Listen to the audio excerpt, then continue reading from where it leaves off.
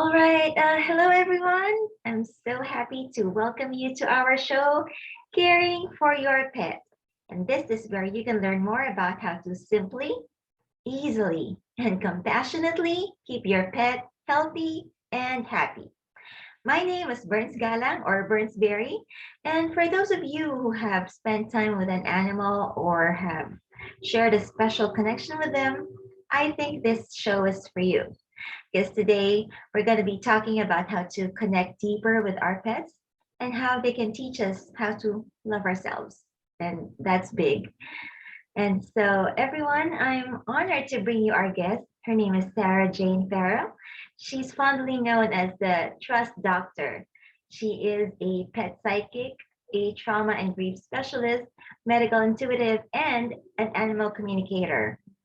She really helps people and animals to get to the root cause of what is really causing the disease in their body, their mind, and relationships, and even in business. And yeah, without further ado, let's all learn from her. So I'd like to welcome Sarah Jane Farrell. Hi, Sarah. Hi, it's so great to be with you. And as always, thank you for what you're doing for the animals to just raise awareness on the planet. I really appreciate you. Thank you. It's my honor to do that. And yeah, super awesome to have you here in our show. And yeah, I'd like to know, can you share with us your journey on how you became a pet psychic and an animal communicator? Gosh, I don't even know where to start. I think first of all, just to mention that we're all intuitive by nature. We come in with the nonverbal language long before we learn to speak. We're already communicating from that felt sense, and I think some of us are just a little bit more sensitive to that, or perhaps are fortunate to grow up in an environment where that was encouraged. I certainly wasn't encouraged. I was known as the too sensitive crazy sister out of my three sisters. But I grew up in Zimbabwe with what was then Rhodesia, on a farm, with nature in my backyard, in the bush, with tortoises and hedgehogs, and of course the bigger lions and elephants, and the buck, what we call the buck, the deer, that would graze right up to our front door, and the elephants that used to come and drink out of the swimming pool. So I had a very privileged life, to grow up in a place where nature was my teacher, and being sensitive, being ridiculed and bullied at school. I think a lot of your audience that are lovers of animals probably can relate to the fact that when we feel shamed, when we feel that we're not welcome by people, we turn to animals, because they're always there. They're always there, encouraging us and teaching us. So that's kind of how I grew up. I was very psychic, and of course got shamed for that too, because it's not a good thing for a child that has no filters on what comes out of their mouths to be telling people their deepest, darkest secrets. Oh, So I shut that down very early on. It was a quite a traumatic experience, which I didn't actually realize how much it affected me till later on. But my father had said, "Come on!" It was the sun was going down, and every Sunday that was kind of what we did as a family: is we'd all tumble onto the Land Rover and we go for a drive in the bush. And I remember, like it happened yesterday, that there was this beautiful kudu, which is a type of buck in Africa that has these incredible curved, magnificent horns. And I made eye to eye contact with it, and my dad turned off the engine, and I was completely mesmerized by this felt sense of feeling, because we get permission, what we call gestalting, where we ask an animal, and I didn't know this, of course, but I was doing it naturally, to feel what it feels like to be in their body. And I was merged, I was connected with that animal, and I heard a gunshot. And the next minute, that buck was on the floor. My father had shot it, and it didn't die straight away. And I just remember being so overcome with panic and absolutely being mortified that my father could have taken that life. away for no other reason than his own pleasure. So there was a lot going on. I felt betrayed by my father, that I couldn't trust him. And according to my mother, because I was only, I think, 6 at the time, my mother said I basically became mute for a week. I wouldn't eat. I refused to, I wasn't sleeping. I was having nightmares. And somehow, we get on with it and life goes on. But I know that incident changed me forever in how I regard animals, and also that I didn't want to feel like that. I didn't want to feel the pain of another. So I shut down my intuitive gifts for a long time. And even though they were probably running in the background, because I don't know if you can really do that, but I think trauma changes you. And of course, what we don't feel gets concealed in the body. The body, we push it down. And it's only until the body actually says no that we kind of wake up. And that happened sort of for me in my, I would say my late 20s, when I started to get all sorts of mystery diseases. I was diagnosed with a brain tumor that was inoperable. And I was going through a lot of stuff in my life. And even though I looked successful and happy on the outside, I'd always suffered from what was a really deep depression, which I know now is unresolved grief. There was a lot of grief in my body that was causing the inflammation and causing all these things to be happening in my body. So that was kind of my journey back into really connecting and working through this trauma. And there were many of them, obviously. And yeah, so that's kind of how I turned back into this and started doing it professionally, because you can't really turn it off. So I'd been doing it, telling people what I felt in their bodies, telling people what I saw going on with their animals, but I never really saw it as something that I wanted to do to pay for people to have to pay me for. But yeah, so that was really my entryway back into this wonderful world where animals have really been my teachers. And certainly the horses that I work with are such incredible mirrors for us. So I was very blessed to find this work and find alternative healing modalities that helped me to, be here today, because that tumor in my head has shrunk, and I know its purpose now. Everything has a consciousness. But I can't imagine what my world would have been like if I just tried to stay in the mainstream. I manufactured furniture. I was cutting down trees, which have their own consciousness, and there was a lot of guilt around that. But I had a very successful furniture manufacturing business up until then, and then completely changed directions, because I just couldn't, for one, cut down, be responsible for cutting down the forests in Zambia at the time. And the animals really brought me back to myself. I always say, if it wasn't for the horses, it wasn't for the animals, I probably wouldn't be here. Yeah. So it's just a little bit of my story.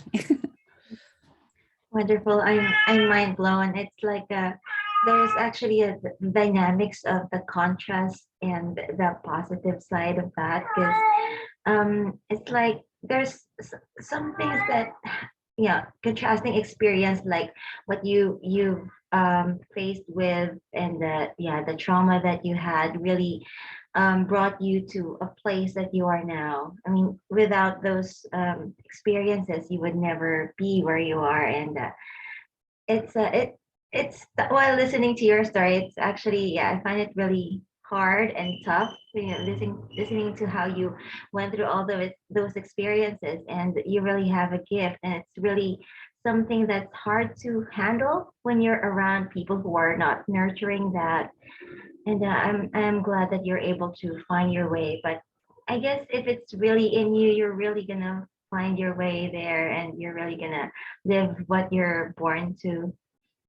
So Yeah, I think that's really I love what you're saying, because really what my insight on that is that a lot of the depression and the anxiety and the sense of what I call is the great separation sickness, where we've become so distant in our modern cultures to feel like we are, first of all, superior to other sentient beings, and also the fact that that there is a longing in us. It's in shamanic terms what we call soul loss. We lose our souls, right? We sell ourselves out to try and fit in, to try and do things the way that we've been Exactly. programmed to do, and Mhm. towards, when actually all the symptoms, first of all, you're not your symptoms, you're not your diagnosis. And this is the work, isn't it?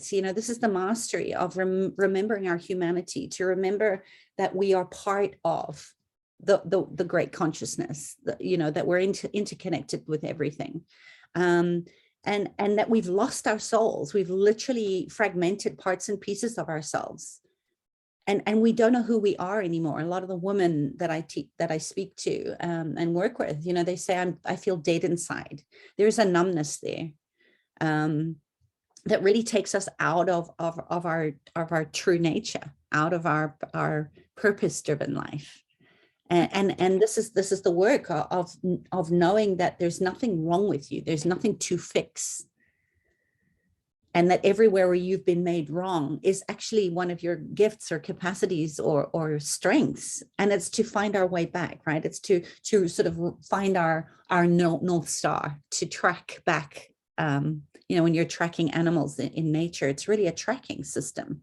We've lost our way back, and we need to turn on that internal GPS and get aligned. Mhm. And then the other sort of the symptoms, go away. But most people just are taught to band-aid. They're trying to fix something that isn't broken. Mhm. And what we need to do is get back into the body, back into the nature of us, that we have an internal climate, and that we are so intrinsically woven into the external climate, that everything is a mirror, the macrocosm of the microcosm. And this is what our animal companions do for us, is get us back into our bodies, get us back into the present. And if you've had trauma, and we all come into the world traumatized, birthing into this world is traumatic. Being cut from a mother is traumatic. And our animal friends, and a lot of them are soul teachers, but all animals, all of nature, the trees, the plants, they're all there to support us in our personal evolution, if we would just slow down enough to listen to what they have to say. Right, right. I like that. And there are really a lot of avenues where we can heal ourselves. And what's interesting is that when an animal comes in the picture and helps us, that's really what interests me and makes me curious. What can you tell us about animal communication? Is it really vital for us, especially for pet owners?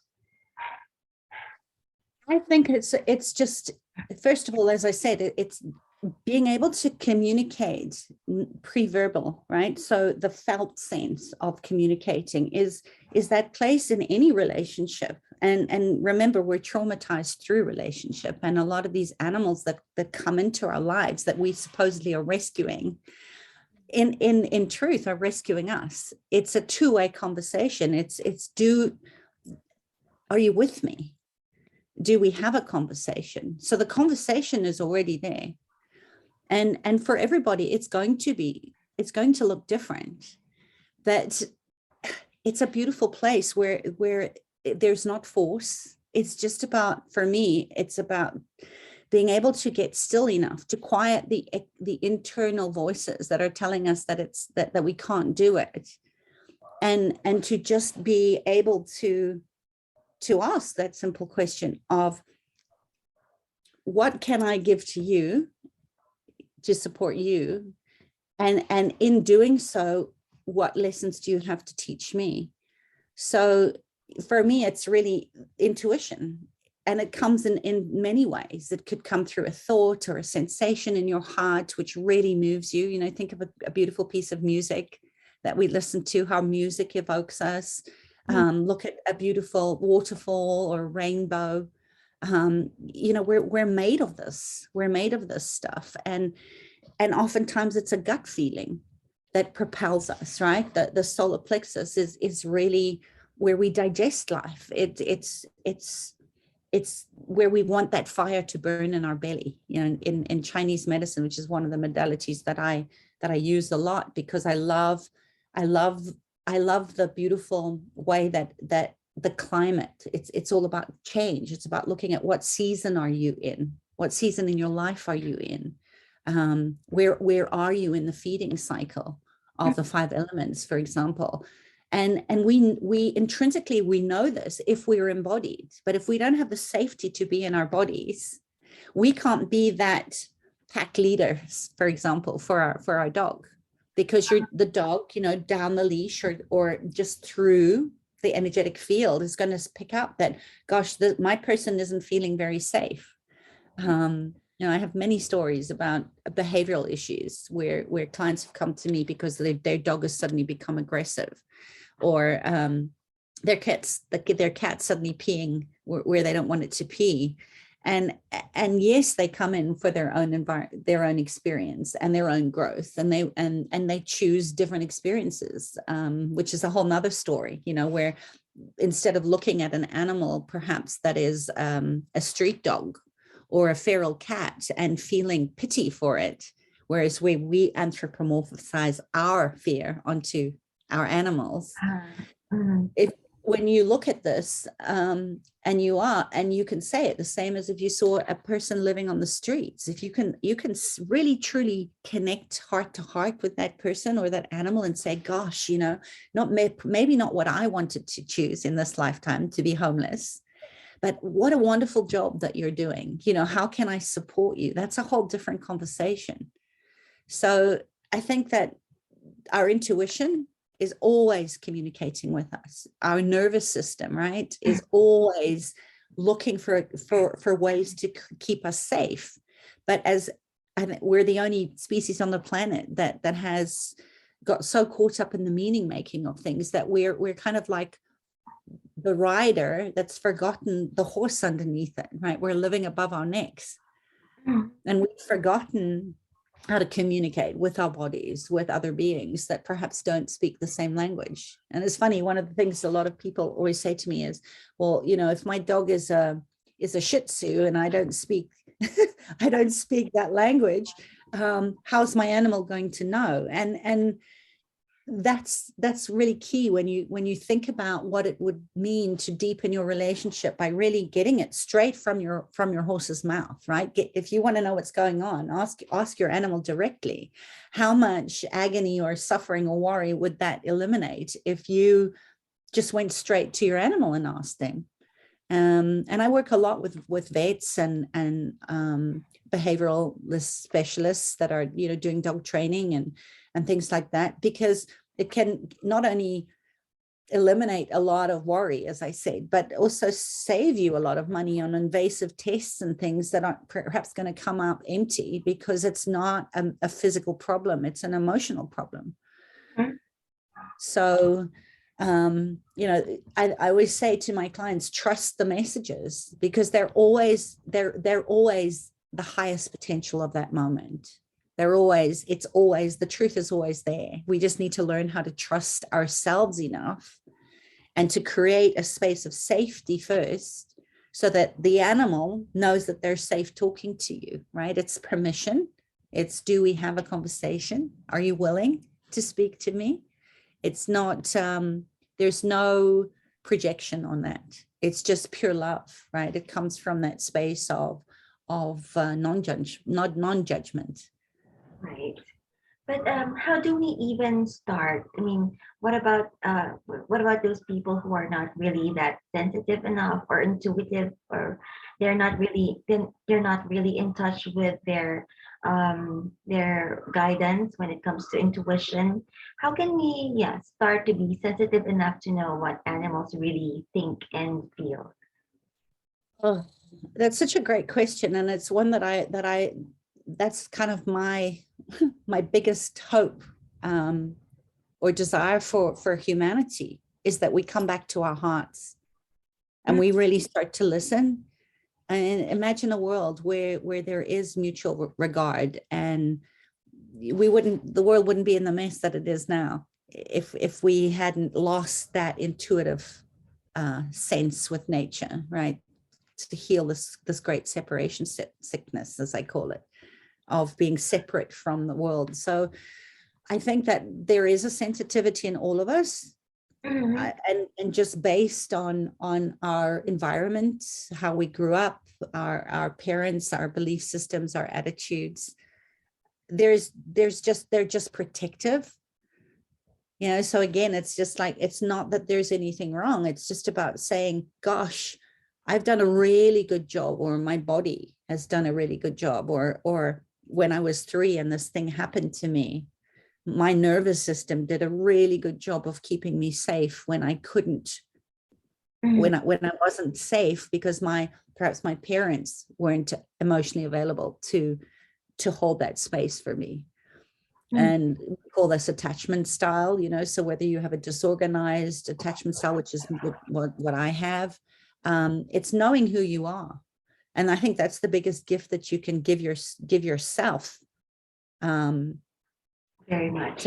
If you really want to help your animals stay happy and healthy and live long, happy lives, the best thing that you can do, whether you think you're sensitive or not, is to do your work, do the inner work, start to rewrite the stories, and to get back into your body, right? We're somatic, we're animals. We have this beautiful wild animal body in us, which is another reason why I think so many people feel dead inside, or feel that they're not connected or engaged, or they're missing. There's a great longing for this.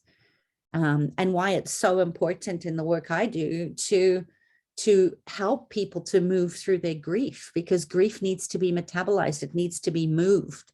And I think this is one of the biggest missing elements in any kind of healing that we do, is we're not taught how to grieve in a death phobic culture. We're not taught that death is nothing to be feared, that we're just shifting from one energy form to another.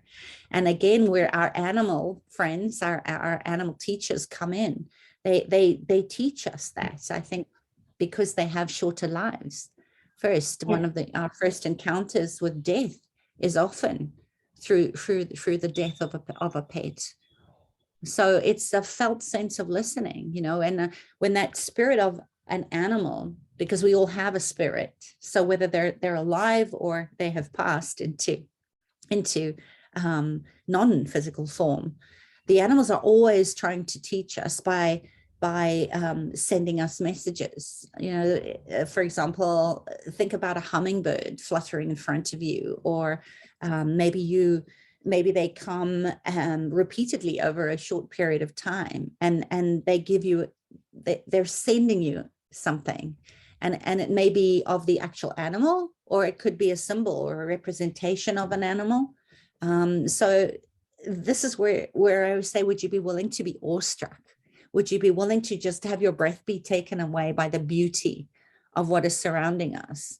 Because grief and gratitude are both sides of love. And we're okay with the gratitude side.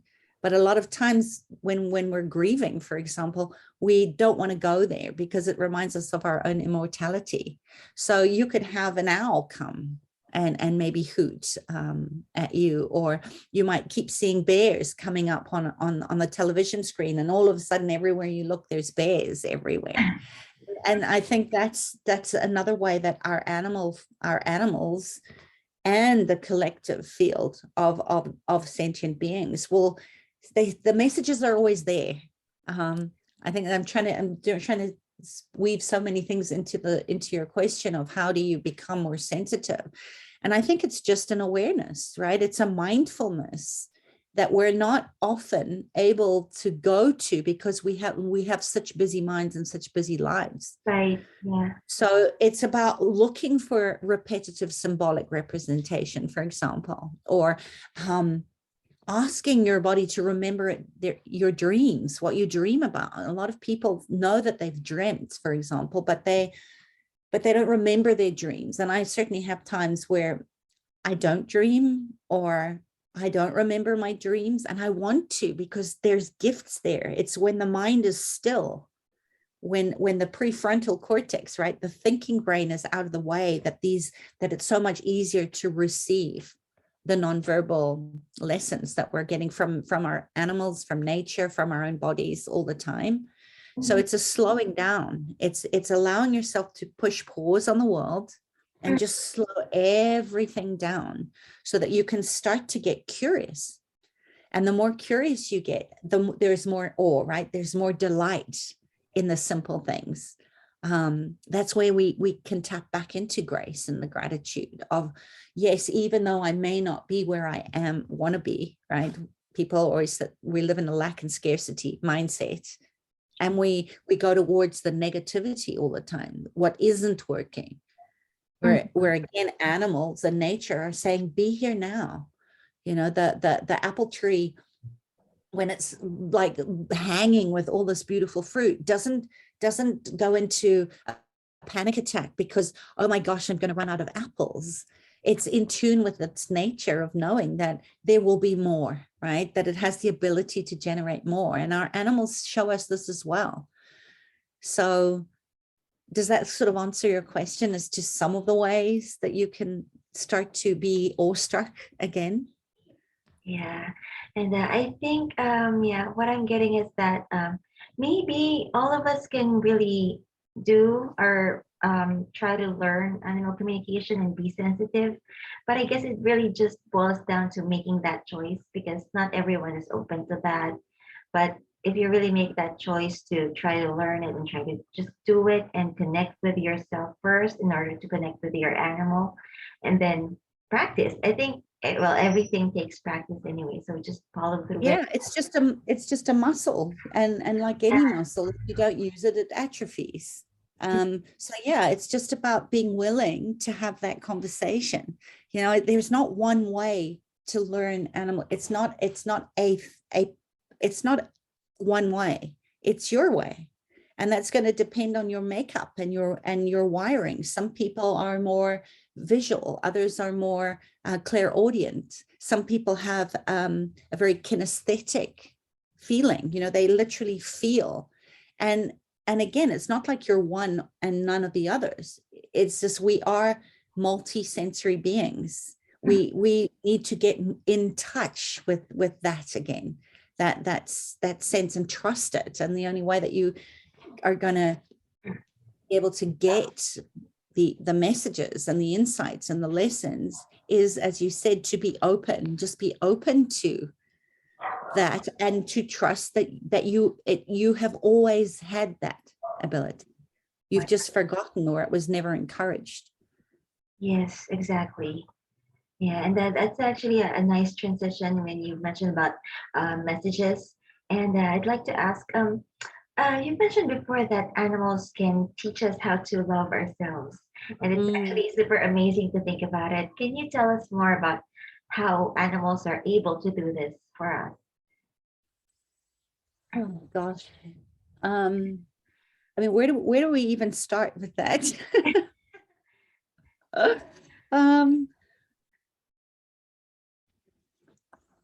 It's one of those things where I think again and I'm hesitating because I'm feeling into the energy of that. Just asking the animals what they want me to say. And I think it comes across, it doesn't matter what animal I've ever spoken to. They all say the same thing, is that we have forgotten that we are love in a body. We are unconditional love. A lot of people say, well, animals have come to teach us unconditional love. And I think that even the word has a lot of misunderstanding in it. Because to have a condition means that it has to show up in a certain way, right? It has the elements have to be in a certain way. So we're already putting an expectation or a limit on what that needs to look like. And that's why they all say, you already know that you're love, even though you may be grieving for the parts of you that were never loved, or the things that you have that you never felt were enough, right? So it comes back to that place of we believing that we are not enough, that somehow we're intrinsically flawed, or that we're never going to get there, you know, to love, to abundance, to the things that we want, to the health that we're asking for. And I love what the Buddha says about this, that we already know at a soul level what unconditional love is, but we refuse to give ourselves the love that our child parts or our soul is desperately looking for. And he says that, I can't remember how it goes exactly, so excuse me if I bastardize this, but something like that, that you can search the entire universe for someone who is more deserving of your love and your affection than yourself. And you'll never find that person. You'll never ever find, you never find it, right? We're chasing the indomitable carrot, right? It's dangled there, but we never quite get it. And that we each are deserving of love and affection and that safety, right? The safety and the connection, the belonging, the things that our nervous system are seeking. That's the one thing we have in common. But we're looking for it outside of ourselves. The same as you were saying, how do you learn animal communication? Yes, I have a wonderful animal communication course, and I teach the way that what works for me and what's worked for hundreds of my clients that have been through that. But the invitation is to make it your own, right? And this is what the animals are saying. You're already deserving of love, but what do you need in order to really, really embody that you are loved, even though it may not feel that way? Because we don't need the wicked stepmother, right? To tell us we don't need the Cinderella story. It's a fantasy. We have all the aspects or the archetypes of that in us, right? That are saying you're not worthy, you're not deserving of love. And I think this is what is at the heart of every spiritual tradition. We find the teaching of compassion. It's through the gate of compassion that we're inviting our parts that we've abandoned and rejected and exiled and made wrong to come home. It's being that beautiful, loving, compassionate, patient teacher that our animal companions are, to say suffering is not necessary here. It's the compassion that binds us with all things through that shared encounter with suffering, which is another quote that I love from one of my teachers, Ida Prodoff, is that grief is a solitary sport that needs a village to move and metabolize it. We've lost the rituals and ceremonies of dying well, right? The death and the dying process. And again, our animals give us that opportunity to have that shared experience with loss and sorrow and the pain that sort of deepens our connection with one another and enters that sort of common holy ground of the soul and the soul of our animals, right? That our caring is somehow reserved for everybody else but us, right? That we're still not worthy of it. And as if we have to earn that right for kindness, that right for love.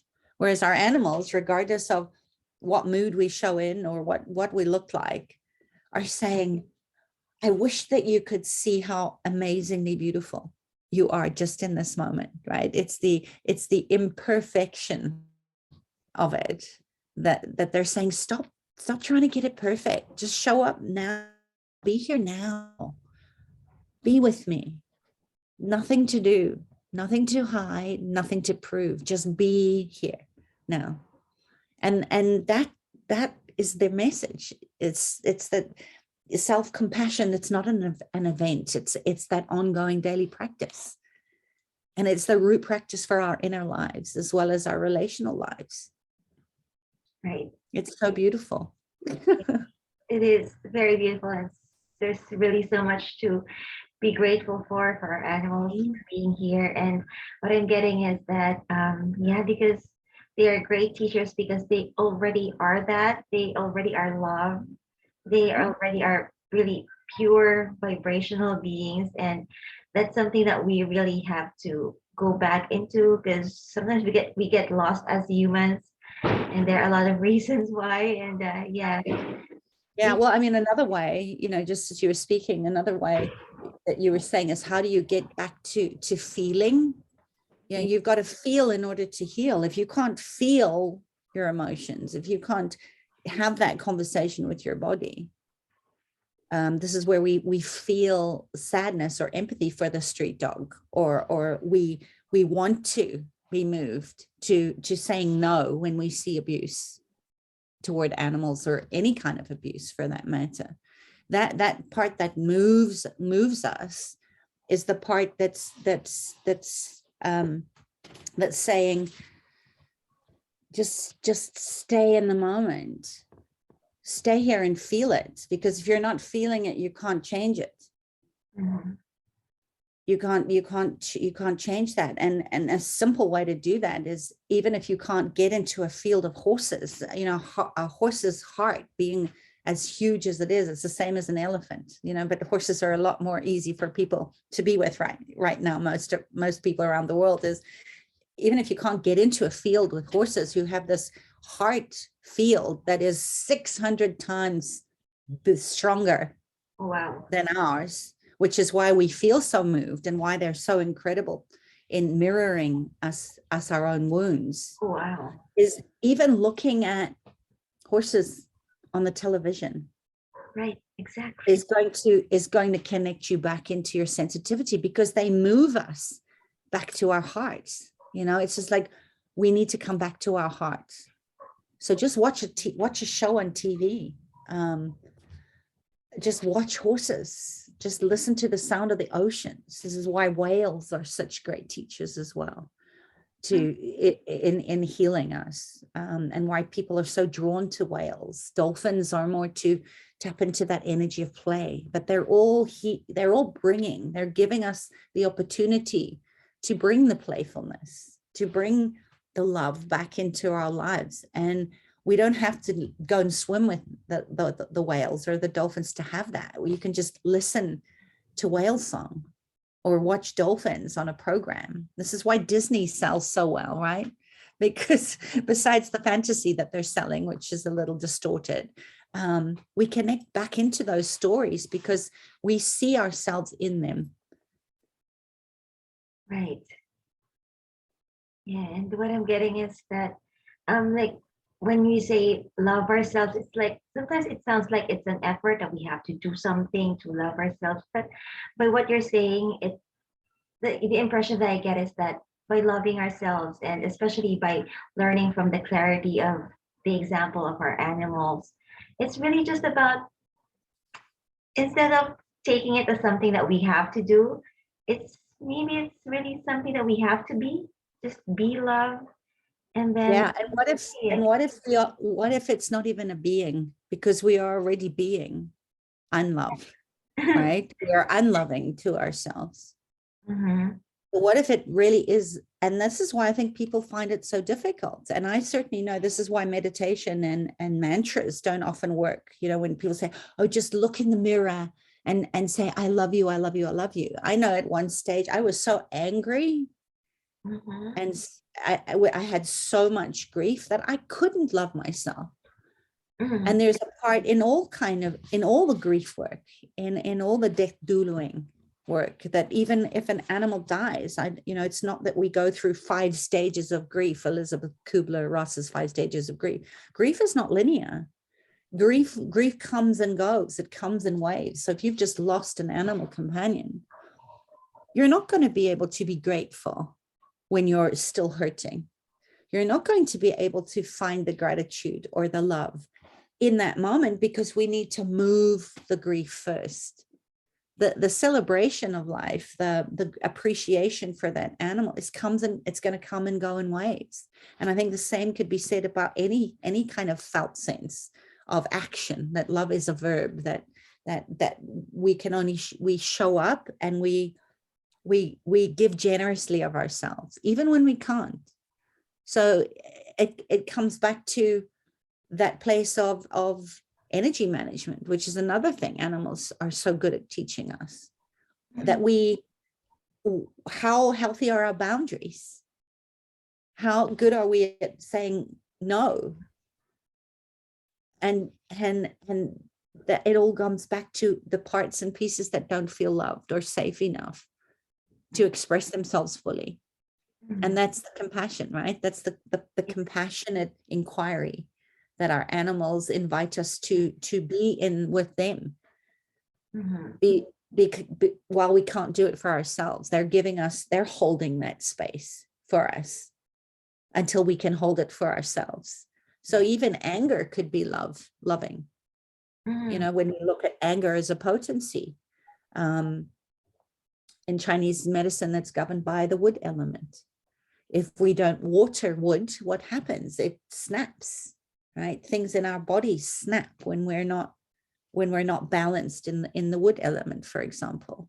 And even balance is so misunderstood because we're taught to believe that balance means a flat line, you know. That's the feeling dead inside. Anger is a potency to move things out of our way, to move people out of our way, to move obstacles out of our way.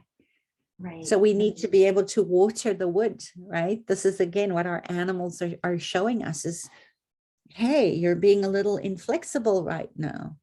You know, when they're pulling on the lead, you're trying to walk them and they're pulling on the lead and they're going out front because in that moment, maybe you're not present. Maybe you're off in your mind, you're not being in pack leader state, and they're saying, oh boy, my person's not here. I better go out front and take care of us because she is not here. She's off in La La Land. Yeah. So even the behavioral stuff, I've never met a bad dog.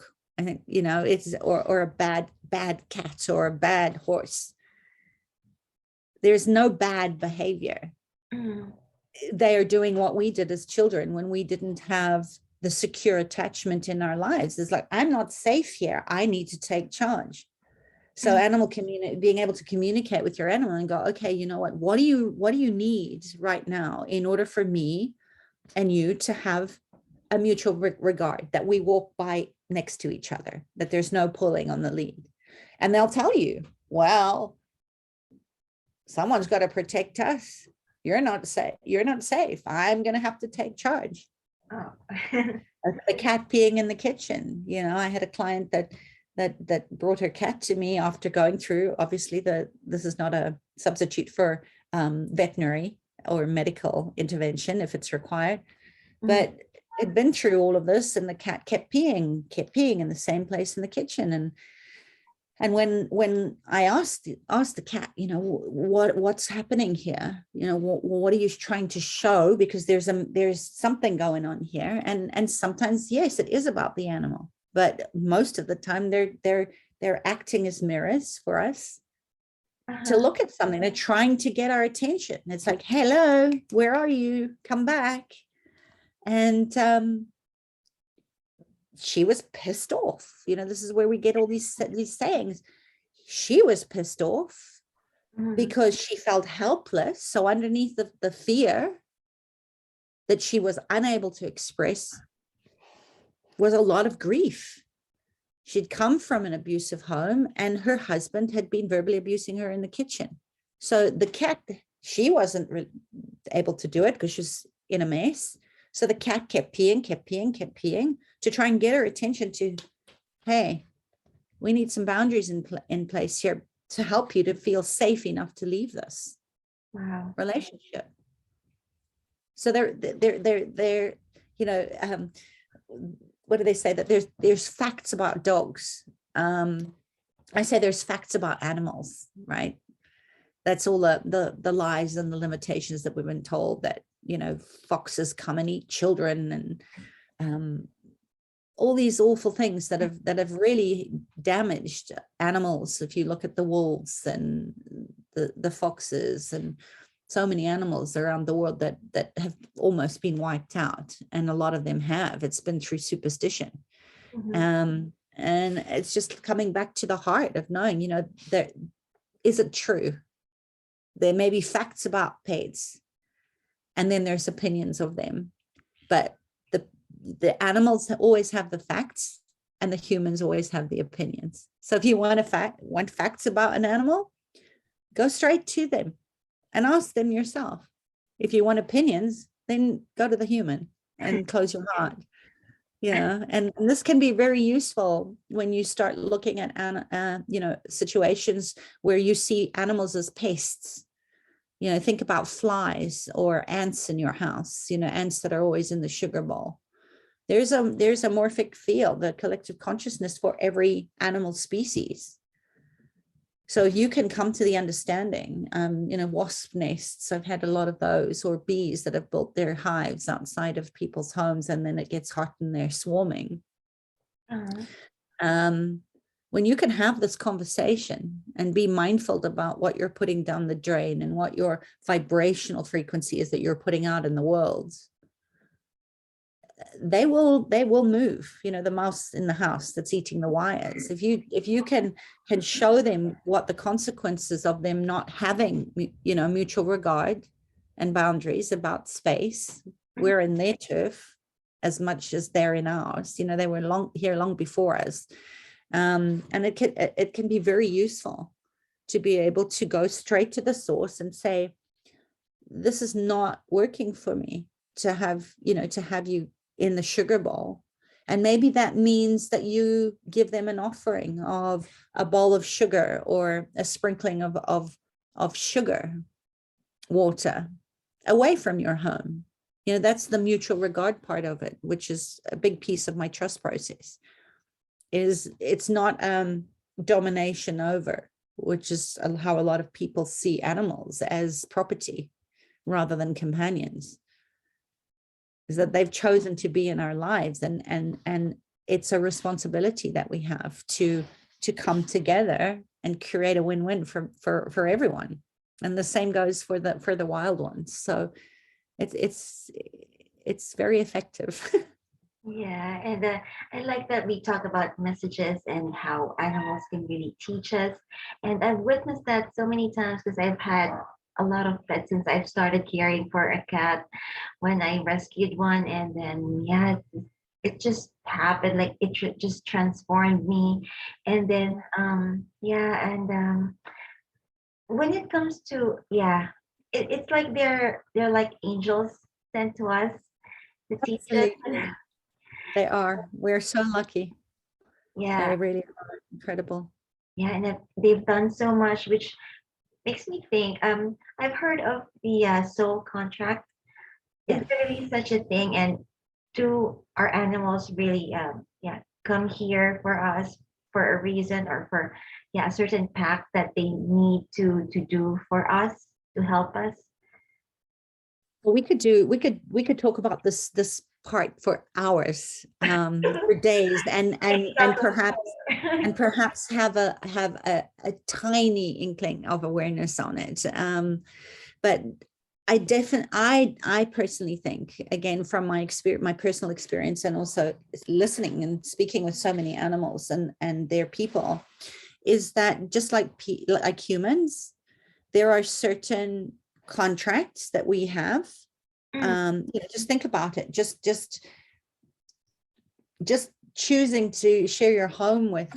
Oh, sorry, I thought I'd turned that off. Just choosing to be in the same, to have an animal companion in your home, is a contract. It's an unspoken contract, but the contract is that I'm going to take care of you, right? That's most people's awareness of it.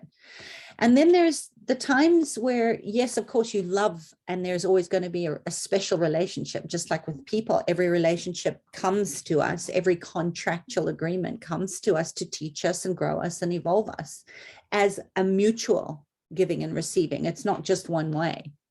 So it's not that the animals come into our lives just to be our mirrors. I think that's a little presumptuous to think that, again, that we're using them to help us to grow. It's an agreement. It's a soul agreement that is made. And oftentimes, some people will say that an animal doesn't reincarnate to you in the same lifetime, I don't like to be in a conclusionary reality. I rather work from question to say, well, are you my horse that I knew when I was a child? Why limit yourself to saying that an animal will not incarnate into a new song contract in this lifetime? What if you could have many? And I think we do. We have people and animals that come, and that could be, like I said, a wild animal that comes in dream, or that you see outside and it's there and it's there and it's there and then it's gone because we've learned our lesson. So we have these fleeting agreements. That, and then we have the big soul contracts, which is just, when you ask someone, how did you choose that cat out of the litter of 12? What made you choose that cat? Well, first of all, what if again it's a mutual agreement that the cat is choosing you as much as you are choosing the cat? Now, I've had animals tell me that they've gone to extraordinary lengths to get to the person that they need to get to. And oftentimes that when we've learned our lesson, or the contract is perhaps complete. I had this happen with my one Siamese cat. He was with me through the worst time of my life, Satchmo. He had a voice like Louis Armstrong. So I called him, he told me he wanted to be called Satchmo, because they're telling us there are names too. They're telling us, even though we don't believe it, and I think this is, again, one of the things that can be of comfort, is even if you think you're the one that has to make the impossible decision to help your pet in assisted dying process of euthanasia. What if that animal is the one that's saying, now's the time? Could we have that conversation? That it's not just on you, that your animal is sending you information, and your animal will send you another animal to love if when they've passed. Yeah. It's a conversation, and I think that's really about what soul contracts are. It's, I have something to contribute to you. So not necessarily whether it's a big soul contract or it's not about minimizing what it looks like. It's like all of it comes from generosity. All of it is useful. But yeah, my mind is going in a million different directions in trying to answer that. But yeah, so I think that they do, just like people, they come into our lives for a mutual evolution. Any healthy relationship, I think we stay too long in relationships a lot of the time based on cultural mores and moralities and what we've learned, or what our parents did, stayed for the children, even though it was a terrible relationship that you saw and then went out and modeled of your parents' relationship, whether that was abuse or whatever. We stay too long. And the animals, again, in their passing, I think are teaching us to know that there are parts and pieces of us that we need to learn to let die. And that those parts that are dead and dying, they need to be grieved, right? This is the sacred send-off. But if we can just pause and we start to allow our separation from the living earth to rise, then we feel that grief and that sense of loss of relationship.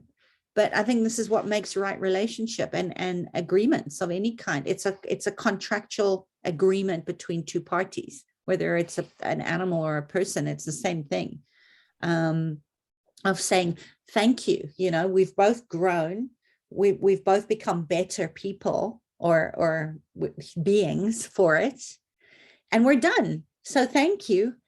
Have a great life. I love you. How many people at the end of a relationship can say that? So that is the soul contract that an animal teaches us, both, in the fact that their lives are shorter than ours, because love is an action. Love is an action. It never dies. Yes, there's a missing of it. Yeah. But it's that knowing of, it's like, oh my gosh, I recognize you. My soul recognizes your soul. That's that instant. It's just like, I don't know why I was attracted to that particular animal in the shelter, or why I'm drawn to go and sit and watch a certain kind of bird in the garden. You know, it's the attraction that is that the recognition, I believe, of one soul recognizing another soul and saying, wow, you're back. How lovely to see you. Where are we going? You know, what are we going to do today? Mhm. Uh, it's a beautiful thing. And again, it's just, I have a very different awareness of that on in regards to a lot of what's out there as far as soul contracts. Mhm. That what if we stop limiting ourselves to the words or what we think it means, and just be present in the moment, to just say, oh my gosh, for as long as I have you in my life, let's live like the gate got left open. Let's just run. You know, my huskies used to teach me that. They're a big escape convicts. This is like, you need to run like the gate got left open, and run until you're done. Run until you've had your full. There's no right or wrong or good or bad. It's just like, what if that is the purpose of living? Interesting. It's really something to think about, because I just recalled I've taken care of cats, many cats in my life, and the first one that I ever took care of was a little kitten that I found in the streets. She was calling me. She was meowing and meowing and meowing. At that time, I'm taking care of cats now, but I used to hate them. I really don't like them when I was a kid. And then when I found this kitten, she just didn't stop calling, and I just knew I had to pick her up. That's amazing. And it's interesting what you say about having an aversion. Like you know, a lot of my clients, especially my Indian clients, or they a lot of them, it comes from superstition in the upbringing of the Indian sort of culture, that cats are, you know, are not a good thing to have around. And I suppose this goes back to many cultures where witches and black cats, you know, this is where so many people, they know that black cats are the last cats to get adopted, because there's so much superstition still around these old lies that we've been told about animals. And I've had people that have come that said, oh no, I'm so allergic to cats, I could never have a cat. And anyway, I don't like them, you know, oh, you know, and they're sitting in the chair like this because I've got lots of cats and they're all cat therapy cats. And it's interesting because I'm always kind of curious to see which of my cats would come and choose to sit on somebody, you know, and give them the I call it pressure. I always say the acupuncture from my cats is free. And they'd always massage, and it was just amazing how they'd contribute to the session of the client. And I never sort of made a big deal about, oh, you know, I need to keep my cats out. I'd let my cats come and go as they please, because I knew that they were part of the healing for that person. You know, they were guiding that person to do their own healing, because of course we don't heal anybody else, we heal ourselves. Allergies, so allergies to cats, aversions like that, or absolute terror about a species. Oftentimes, you know, think about this. So I won't tell you what I know. I'll tell you what and you make up your own mind. But what if you created an allergic reaction to keep you away from an animal like a cat? Because that way you never could get close enough to love them and miss them, that it was just too painful in another lifetime. What if that is another soul agreement from another lifetime, where perhaps that cat was a different being? Because I do believe they don't always come back as cats. I think they cross species to have a different experience. But what if you are so brilliant, right, in your alchemy as your own medicine, that you set up an allergic reaction to never, ever, ever let a cat close to you for fear of being hurt and pain that you didn't think that you would be able to survive again. And oftentimes the allergy will go away when I take my clients through a process of connecting with that soul animal and finding out, and a lot of time there's going to be trauma on the story. There's going to be trauma that came back in on your cellular memory to ensure that you never get hurt like that again. And of course that happens with relationships too, doesn't it? With people, same thing happens. So yeah, it doesn't surprise me that this little kitten came walking into your life to tell you, right, I'm ready, let's do this thing. Right on. Yeah, she's actually the first cat that I took care of. She was actually injured, and when I, not knowing anything about taking care of cats, it was quite a challenge. And yeah, she spent her whole life in. She didn't heal from that because she was the vet said that she suffered from that, and she was already had a broken bone when she was a kitten. So it was really hard to handle. And then during her last moments with me, she actually gave me that look.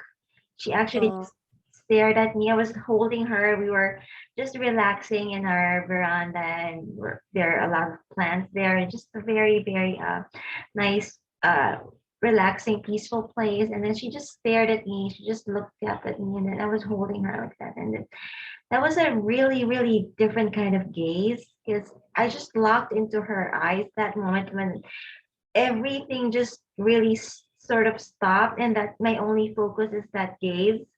And I felt so much appreciation and love from that. And then that really made a screen of memory. And I'll never forget that. And that was, yeah, it felt like she was saying goodbye, but at that time I felt the appreciation more than. Well, you found each other again, right? And the lengths that she went to find you, to give you that back, that connection with cats again. I found her in the city. If you think about 2 hours drive from our home, and I took her home. I was inside the bus, and the conductor was like looking at me. I was like hiding something, and then we had that. Yeah. Wow. And incredible. And of course they know, they're here to tell us that there is no death. There's just a shift in the relationship from a physical one to a spiritual one. So I've been it's a beautiful thing. Yeah, that they never stop teaching us, even from, in fact, a lot of times it becomes even more potent, if you could say it that way. It's a different kind of potency when you're connecting, and they're still guiding and teaching you and supporting you from spirit. Yes, very much. And and after that, I've been transformed. Now I'm taking care of 7 cats. Well, they're not really my cats. They're a friend's cat. She can have all of them in her apartment bedroom. From the day they were born, I had beautiful.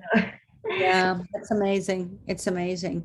To be able to be a guardian in the caretaking of animals that have chosen to be with us. It's a beautiful responsibility, isn't it? And it's almost like they also, well, since we talked about the sacred contract, it's almost like they really choose their humans. They do, yeah. Do they also choose their birth and their time of passing? Everything, even the color of their coats, Oh wow. Yeah, they're very involved in that process, of course, just as we are. What color they're going to be, what shape they're going to be.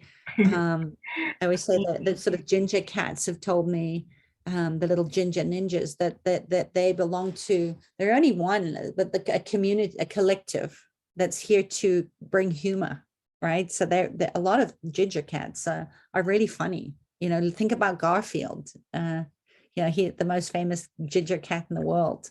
But that they always kind of say tongue in cheek, that's our sort of collective mission, is to bring more humor into the world, because you humans are too serious. You know, Yeah. we take ourselves far too seriously.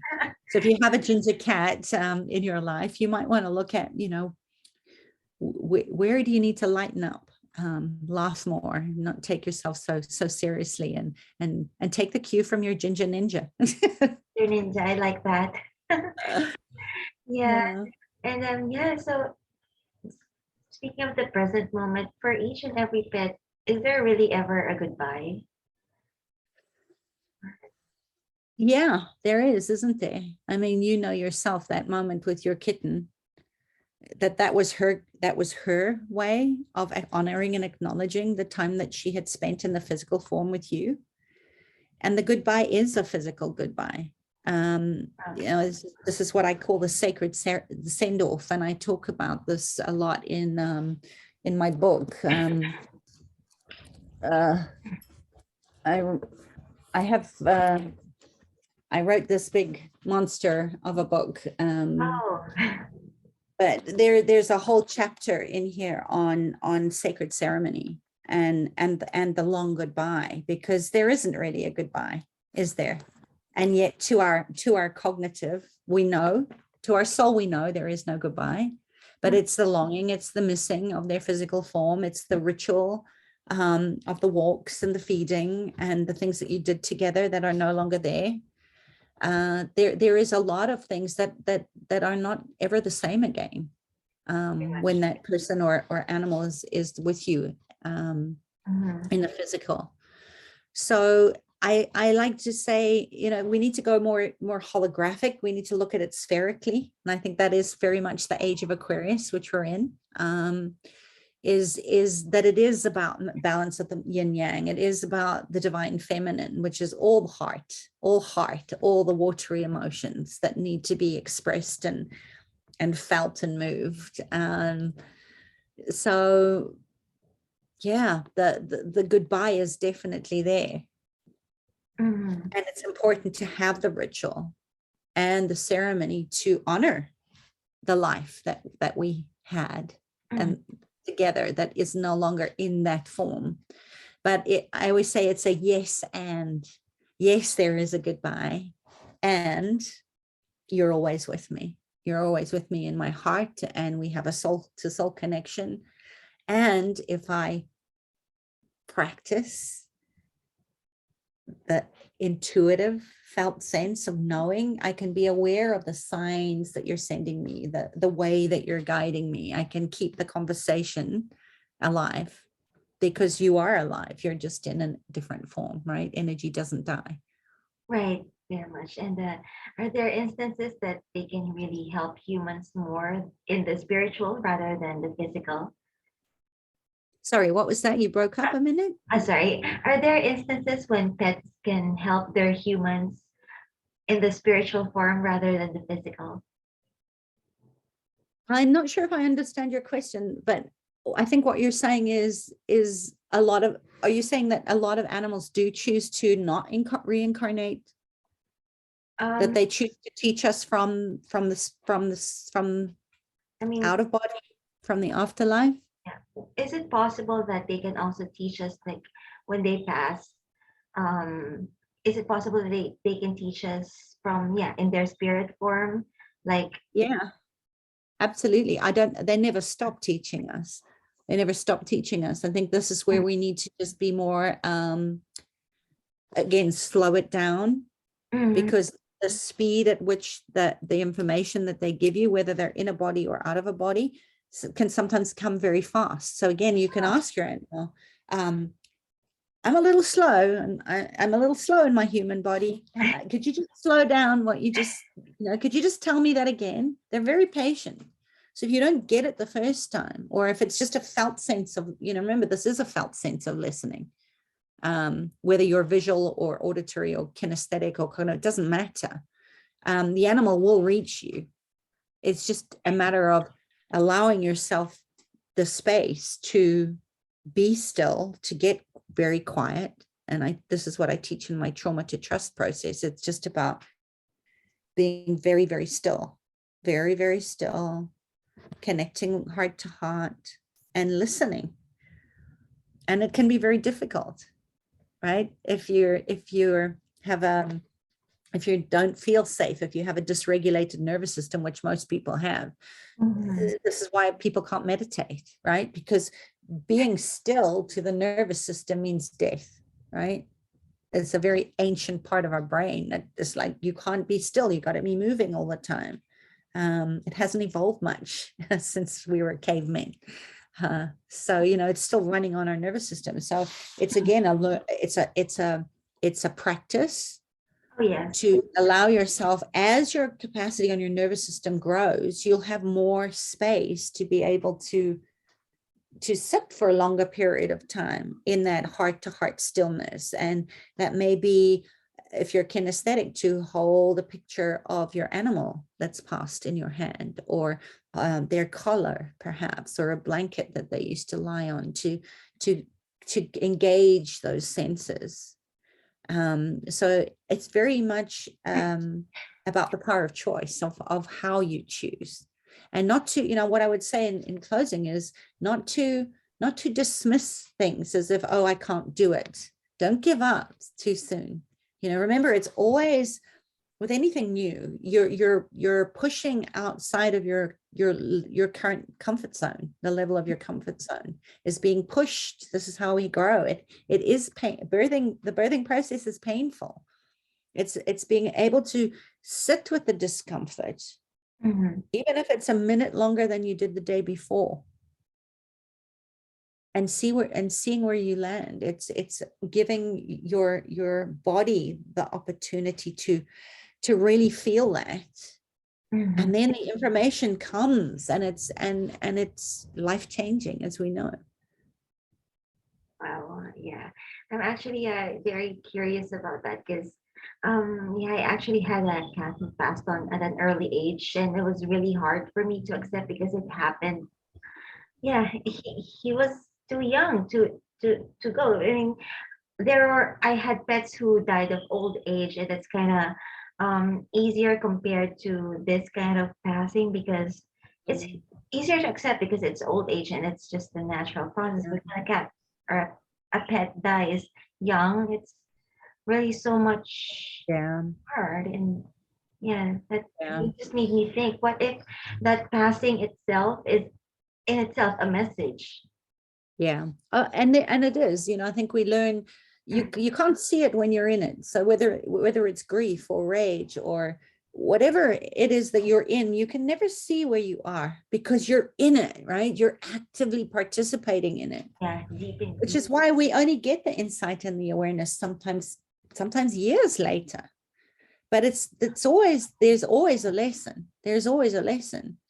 And yeah, you know, I think again, it goes sort of back to that whole thing about ranking, you know, how we're kind of programmed to judge. It's in our nature to judge. So to say don't judge is impossible because it's part of our nature. It's the reasoning of the brain that's kept us alive in the past. It's just now we have a lot more irrational fears. It's not, you know, is the tiger going to get me or not? Am I going to be dinner or not? We've kind of lost a lot of that felt sense of listening to when we are in real danger. And I think, you know, that what you were saying is it's a ranking system, isn't it? It's just like, well, it's okay if you die. It's never okay. But everything we love, we know we're going to lose, whether we like it or not, including our own demise. You know, we're going to lose ourselves to this physical plane. So there is that acknowledgement that yes, everything I love, I'm going to lose. So let me love really, really well. You know, let me live well so I can die well, knowing that grief and gratitude are both sides. But the ranking of that is, yeah, it's okay to die. Or as you said, we're more accepting of it, that is the natural cycle of life and death, is that if we're fortunate, or if we're choosing it, or if it is in our Akashic record, or if it is in our soul agreement, you could go on and on and on and on as to what all the ifs are. Yes. But what if we choose to exit? We choose to leave this life, even though we think we don't, right? That we have no control, and we don't have any control over anything. But what if that is already written in your sacred contract, your exit date, just as your birth date? was written, right? These kids that come in, the due date is so and so. My daughter came 2 weeks late. She was adamant that that was going to be her birthday. The animals do this too. And I think, yes, it's incredibly heartbreaking, regardless of how the ending comes or what age they are. But why so many people struggle with the death of a baby, or a stillborn, as in nature, the same thing. We are all animals. And this is again where a lot of the healing comes after, right? When the person is ready to have that awareness that there's always profound lessons. If I think about the woman that I have mentored and guided through their grief with stillborn children or children that have died, or, as you said, losing animals very, very young. There's always profound lessons in it, but you can't see it when you're in it. You can't receive it, and sometimes we're not willing to accept it, because what are we told? He was taken from us too young. It's in our language that there's something intrinsically wrong with the good dying young, right? That's another one. Oh, yeah. Only the good die young. So therefore, if I am living to 110, that means I'm a terrible person.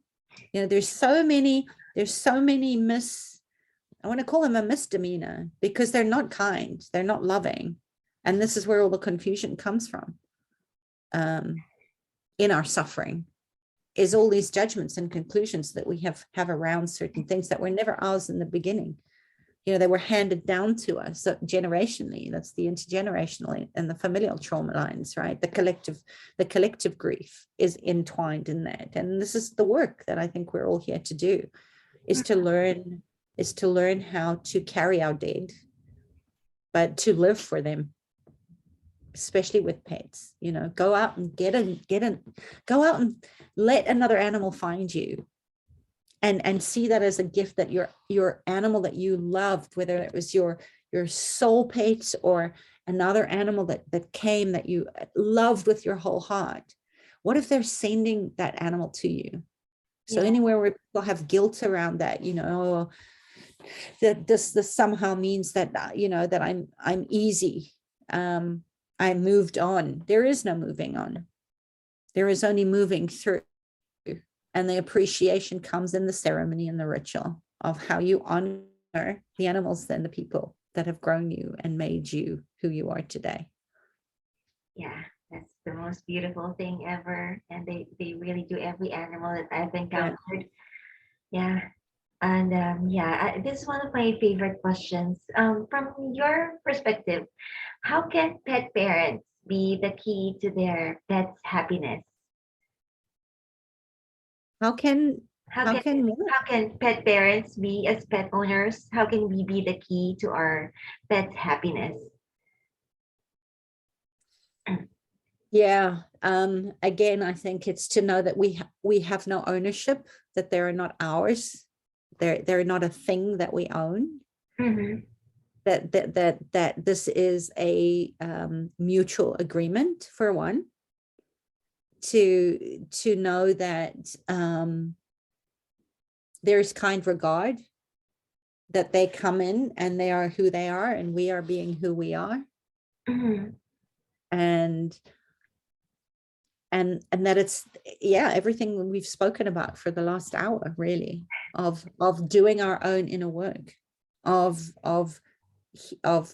letting ourselves grieve, of feeling our feelings, of staying in our body, of being present in the moment, and to know that everything we love, we are going to lose. So to love with your whole heart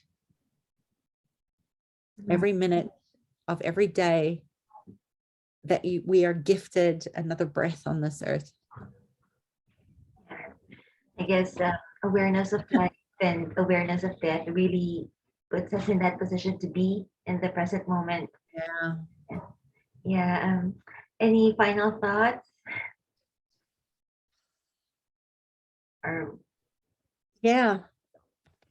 to my that there is no finality, that there is no end. And yeah, just to know that you're already enough. I've spent my entire life in an effort to get animals and people to understand each other through the trauma and the grief work, to come back to their hearts, to trust.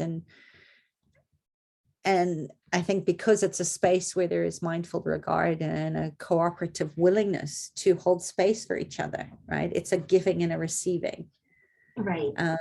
And where our animals are such extraordinary teachers that, yes, have their own soul contracts with us to teach us how to be the best version of ourselves. And, I would just say that there is no finality to anything, that this has just been a wonderful conversation where we've planted some seeds and perhaps misspelled some myths and falsities.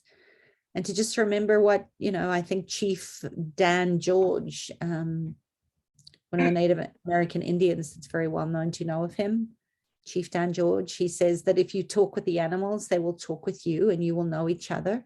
Oh, and if you do not talk to them, you will not know them. And what you do not know, you will fear. yeah, So what a beautiful invitation to sit with the fears, sit with the parts of you that are terrified. There's certainly enough uncertainty and fear mongering going on right now in the world than ever before.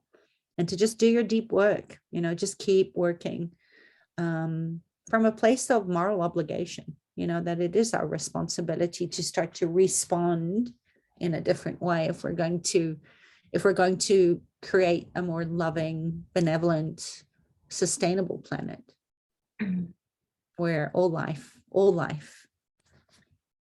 coexists. Yeah, beautiful. And I think the central point really is the love that we share, especially with our animals. And yeah, absolutely. It's a beautiful conversation. And do you have like if our audience out there would like to know more about you, can you share us somewhere where they can reach you, or do you have a free offer for them that you can share with us? Yeah, so I lead with generosity. I never know when to stop. It's part of my overgiving tendencies that I'm still working on. I don't think you can ever give too much, can you? So yeah, if anyone would like to know more about me or my work or any of my programs, they can find me on my website. I'm sure you'll post a link. It's sarahjanefarrell.com. And I'm on all the usual social places. I have a lot of YouTube videos on animal communication and death and grief, and a whole plethora of ways that you can start to return to trust. And I think that I can't remember what I was going. I think I've given you a whole bunch of things. I don't have that open right now, but just some basics. So I've given, for the people that are grieving, there's some fun stuff on my website as well, where you can take the dosha quiz, which comes from Ayurvedic medicine. And again, it's kind of like a personality profiling part. And it's just another way to sort of get into that place of awe and wonder and excitement about the animals that you have in your life, and perhaps the ones that have passed, where you can find out what their dosha type is. And when you do, you'll start to understand how you could do it for yourself as well. See how energetically compatible the two of you are, and why you chose each other. And there's a PDF that goes with that, where I give suggestions on natural live food and just how to use food as medicine for that specific dosha type, as well as how to work with the mind and the body and the soul of the animal as well. So that's quite fun to do. So they can find that over on my website. And then I've given you, I think, a chapter from this my grief and pet loss book, Until We Meet Again. Yeah. And A free chapter.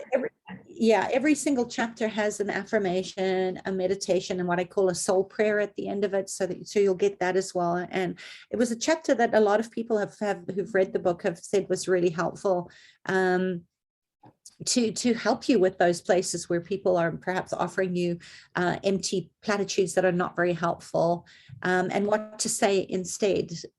So things that you can ask for when you don't know what you need yourself, and also for people that are your sort of lifeboats in the process of grieving, to help them to support you in asking, I think, loving, kind questions.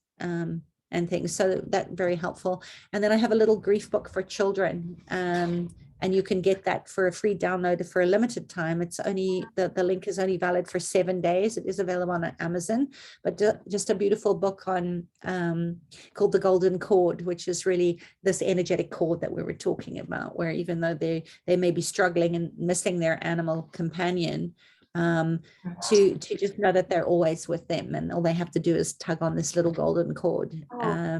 So it's a lovely book for people, for the big people too, who maybe are going through this. I had a woman the other day said that they just lost one of their little chickens who laid lovely eggs for them, and the children were upset. So how, the ceremony of that, and to thank her for the eggs, it was quite beautiful. They recorded their little ceremony for you. So just a lovely little book to also open that conversation up for children, that they don't have to be afraid of death, that it's part of the natural cycle of life, and that grief and all those big emotions are natural and healthy and welcome. It's part of love. So I've given you a couple of gifts there. I think there's also I've given you a link to a little short five video series on how to get going with animal communication. And even if you're not interested in the communicating part, there's one there that is comes from a modality called body talk that I use. I'm an advanced parama body talk practitioner, and there's a wonderful technique there that is what we call first aid. I call it fast aid because it literally has saved the lives of people and animals just by using it. It's very easy to do. So I hope that if anything, you add that to your toolbox to keep your animal companions happy and healthy and balanced. It really just balances the left, right body mind complex, gets you back into the body grounded. And it can help in situations where there is shock, or perhaps you're waiting to see the vet, or in any kind of emergency. So do check that out. And yeah. Thank you for this great conversation. I've enjoyed I enjoyed it. It very much, and I hope people will find it useful, some part of it. Yeah, this is a very, very amazing conversation as well. And yeah, thank you for the generous gifts. I'm gonna put the information in our page, so people who wants to avail of that can get the gifts through those links. And yeah, thank you so much, Sarah Jane. Thank you so much for being with us. And thank you to the animals that supported this call. And I heard your kitty meowing just now. So lovely. She had something to say. Yeah, he always has something to say. Yeah, for every interview that I do, he just creates his own segment. Yeah, Wonderful. Actually, the real star of the show. So right now he's tired. He is. Yeah, his work is done for the day. Thank you so much. Lots of love. Lots of love. And you guys in the audience, I hope this show has provided value for you. And I hope you learned more about how to simply, easily, and compassionately keep your pet healthy and happy. And I wish you so much love and a happy life with your pets. Love them. And we'll see you around for updates and for future events. So bye for now. Lots of love. Bye. Bye-bye.